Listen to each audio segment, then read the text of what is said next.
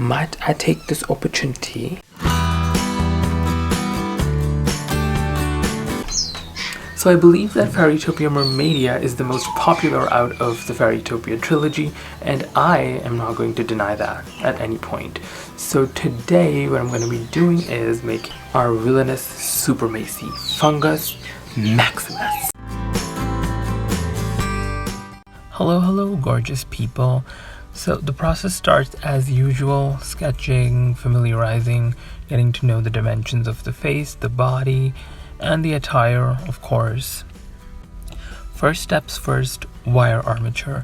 I made the armature by twisting the wires, but the legs became a little bit shorter, so I had to add more wire for the feet anyway, so I made the legs a little bit longer as well. I used a thin copper wire to tie the big wires together and used hot glue to secure it in place.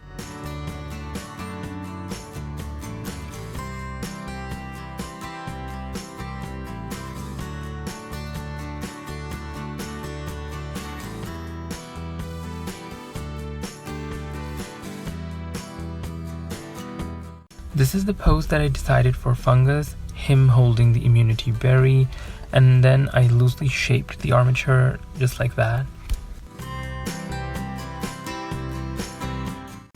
So now comes the ugly part of this whole project, which was the clay experiment. For a long time I wanted to try cold porcelain in some kind of sculpture of mine, but I didn't, and for some reason this is the time that I decided is going to be the time. First, I decided to fill the whole body with the clay. Wow, what a genius idea. Then I thought I'd build layers as it will dry. I knew it would crack, but I didn't know it would frustrate the hell out of me. And when it wasn't drying and the voodoo pins also didn't work, so I finally just scrapped the idea. Now I'll be filling the base structure with newspaper and finish it with Chinese paper mache to get a smooth surface for further clay application. In hindsight, I wish I went with the Chinese paper mache and paper mache clay, but nonetheless, I learned a lot about the cold porcelain clay, so it was a win-win minus the frustrating hours that I spent on this project.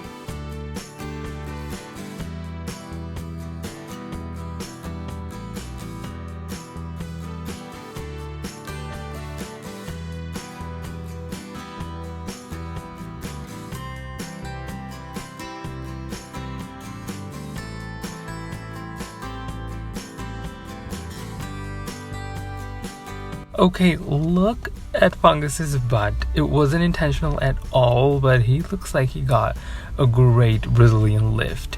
Well, good for him. I made the hands with 3 paper clips and then stuck them in the armholes and put hot glue to strengthen the structure.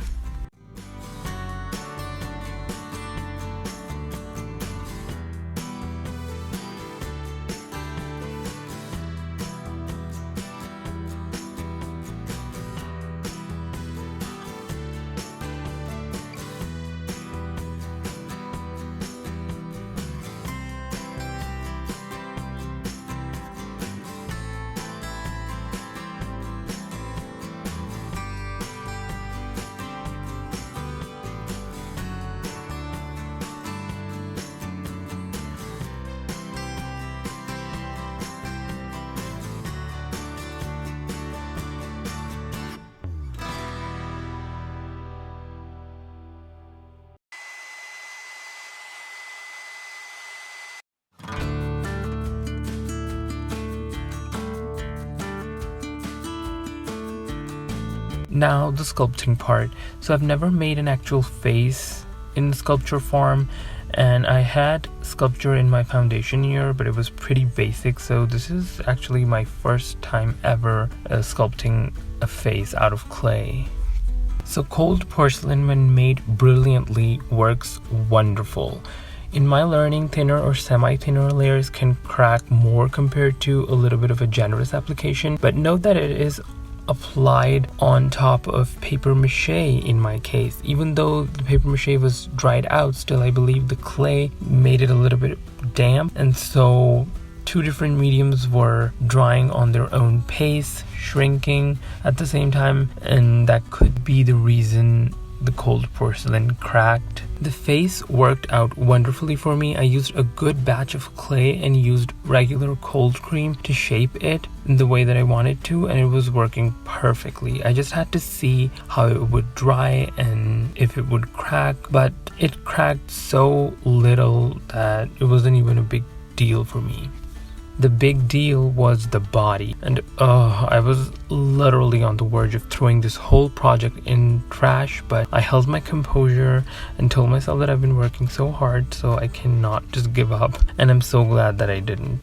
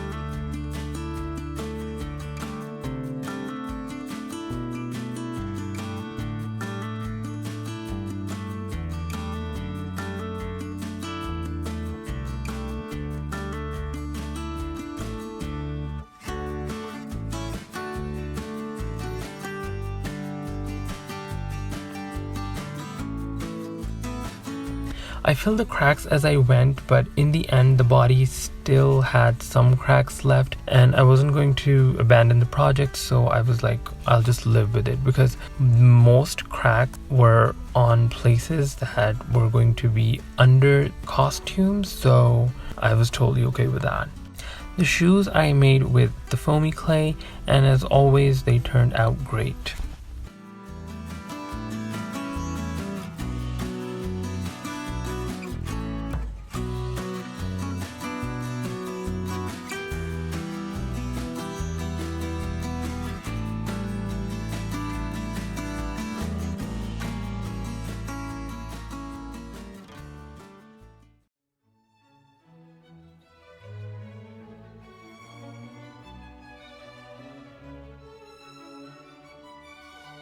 First, I need to dye the fabrics. I'm using the same satin that I used for Laverna. So Fungus's pajama pants are striped, so I'm gonna paint those stripes. Yes, I love to custom paint any designs if I have to.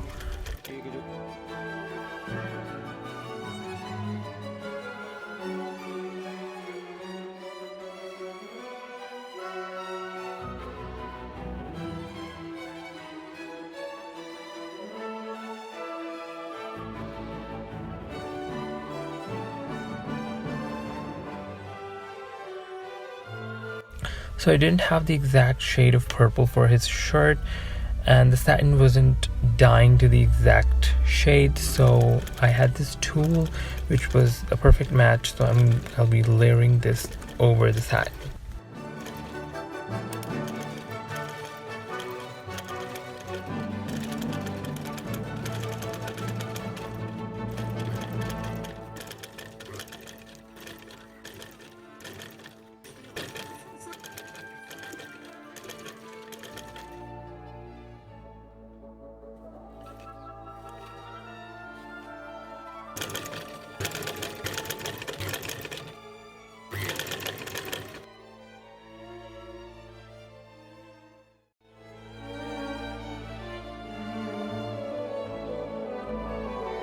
I painted the body with a couple of layers of acrylic paints, different shades of green.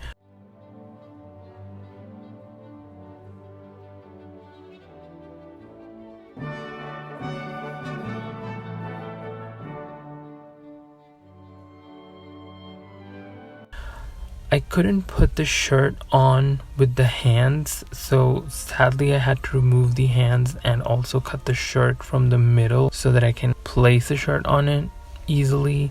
And I wouldn't be playing dress up with Fungus, so I guess it's alright. I'll sew the shirt down with an invisible stitch, at least that's the method.